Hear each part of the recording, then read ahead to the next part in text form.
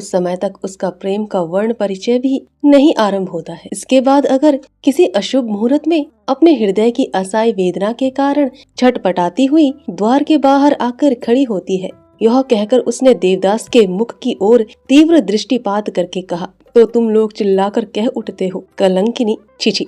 अकस्मात देवदास चंद्रमुखी के मुंह को हाथ से दबाकर कह उठे, चंद्रमुखी यह क्या? चंद्रमुखी ने धीरे धीरे हाथ हटाकर कहा, डरो नहीं देवदास, मैं तुम्हारी पार्वती की बात नहीं करती हूँ। यह कहकर वह चुप हो रही। देवदास ने कुछ क्षण चुप रहकर अन्यमनस्क होकर कहा, किंतु कर्तव्य है, धर्म अधर्म तो है। चंद्रमुखी ने कहा, हाँ वह तो है, और इसलिए देवदास से वह सच्चा प्रेम करती और उसे सहन भी करती है। आंतरिक प्रेम से जो सुख और तृप्ति मिलती है, उसे और बढ़ाने के लिए वह घर में अशांति नहीं लाना चाहती। पर देवदास, मैं सच कहती हूँ, पार्वती ने तुम्हें कुछ भी नहीं ठगा है, तुम ही ने अपने आप को ठगा है। आज इस बात को समझने की शक्ति तुम में नहीं है, यह बात मैं जानती हूँ। अगर कभी समय आएगा तो तुम देखोगे कि मैं सच कहती थी। देवदास की दोनों आँखों में जल भर आया। वे दुखी होकर सोचने लगे, क्या चंद्रमुखी की बातें सच हैं? आँखों के आंसुओं को चंद्रमुखी ने देखा, किंतु पोंछने की चेष्टा नहीं की। मन ही मन कहने लगी, तुम्हें मैंने अनेकों रूप में देखा है, इससे तुम्हारे मन की गति को मैं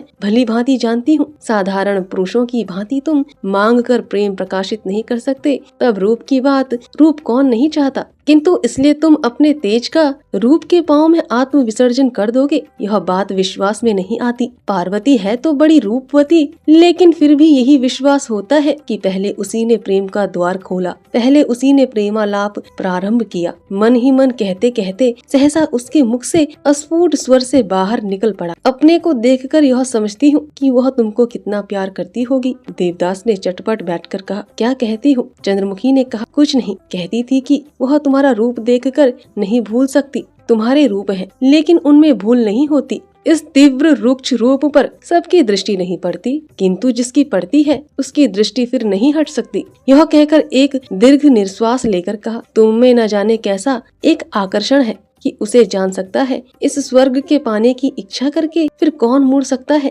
ऐसी स्त्री इस पृथ्वी पर कौन है? और कुछ क्षण नीरव रहने के बाद उसने मुख की ओर देखकर कहा, यह रूप सिर्फ 4 दिन की चांदनी है, देखते ही देखते इसका अंत हो जाता है और पिता के साथ अग्नि में भस्म होकर राख हो जाता है। देवदास ने विहल दृष्टि से चंद्रमुखी के मुख की ओर देखकर कहा, आज तुम यह सब क्या बक रही हो? चंद्रमुखी ने मधुर हंसी हंसकर कहा, इससे बढ़कर और कोई मन को उबाने वाली बात नहीं होती देवदास, कि जिसे हम प्यार ना करें वही बलपूर्वक प्रेम की बातें सुनाए। लेकिन मैं यहाँ सिर्फ पार्वती के लिए वकालत करती हूँ, अपने लिए नहीं। देवदास ने चलने को उद्यत होकर कहा, अब मैं चलूंगा, थोड़ा और बैठो। कभी तुमको संज्ञान नहीं हो पाया था, कभी इस तरह दोनों हाथ पकड़कर बातचीत नहीं कर सकी थी। यह कैसी तृप्ति है, कहकर वह हठात हंस पड़ी। देवदास ने आश्चर्य से पूछा, हंसी क्यों? कुछ नहीं, सिर्फ एक पुरानी बात की याद आ गई। आज 10 बरस की बात है, जब मैं प्रेम के आवेश में घर छोड़कर चली आई थी। तब मन होता था कि कितना प्यार करूं, संभवतः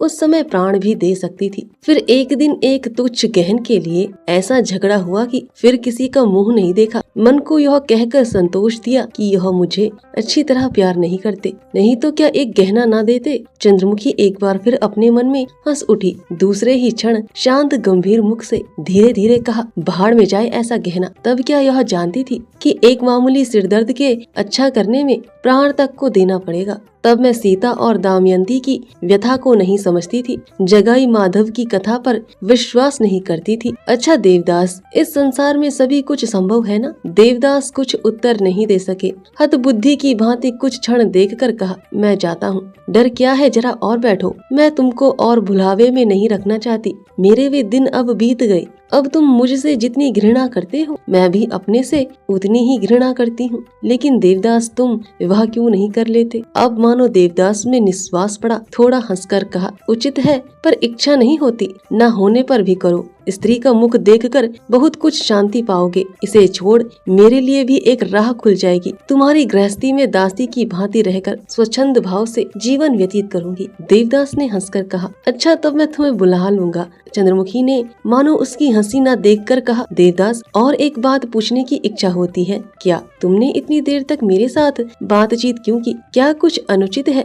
यह नहीं जानती, लेकिन नई बात है, शराब पीकर ज्ञान न रहने के पहले तुम कभी मुझसे बातचीत नहीं करते थे। देवदास ने उस प्रश्न का कोई उत्तर न देकर भीषण मुख से कहा, आजकल शराब नहीं छूता, मेरे पिता की मृत्यु हो गई है। चंद्रमुखी बहुत देर तक उनके मुख की ओर करुणा भरे नेत्रों से देखती रही, फिर कहा, इसके बाद फिर पियोगे क्या? कह नहीं सकता। चंद्रमुखी ने उनके दोनों हाथों को कुछ खींचकर अश्रुपूर्ण और व्याकुल स्वर से कहा, अगर हो सके तो छोड़ देना, ऐसा अमूल्य जीवन रतन को नष्ट मत करो। देवदास सहसा उठकर खड़े हो गए, कहा, मैं चलता हूँ, तुम जहाँ जाओ वहाँ से खबर देना, अगर और कुछ काम हो तो लिखना, मुझसे लज्जा मत करना। चंद्रमुखी ने प्रणाम करके पद धूलि लेकर कहा, आशीर्वाद दो, जिससे मैं सुखी हूँ और एक भीख मांगती रहूं। ईश्वर ना करे, किंतु यदि कभी दासी की आवश्यकता हो तो मुझे स्मरण करना। अच्छा कहकर देवदास चले गए। चंद्रमुखी ने दोनों हाथों से मुख ढांपकर रोते रोते कहा, भगवान ऐसा करो जिसमें एक बार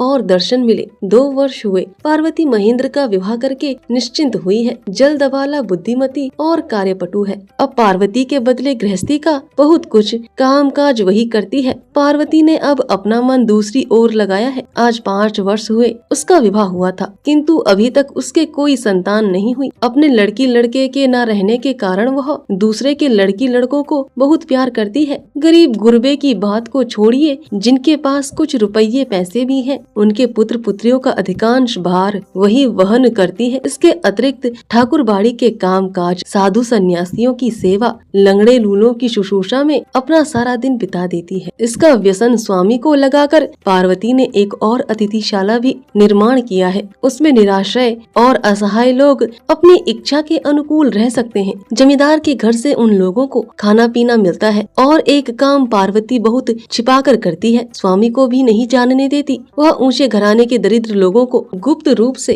रुपये पैसे से सहायता देती है। यही उसका निजी खर्च है। स्वामी के पास से जो कुछ उसको मिलता है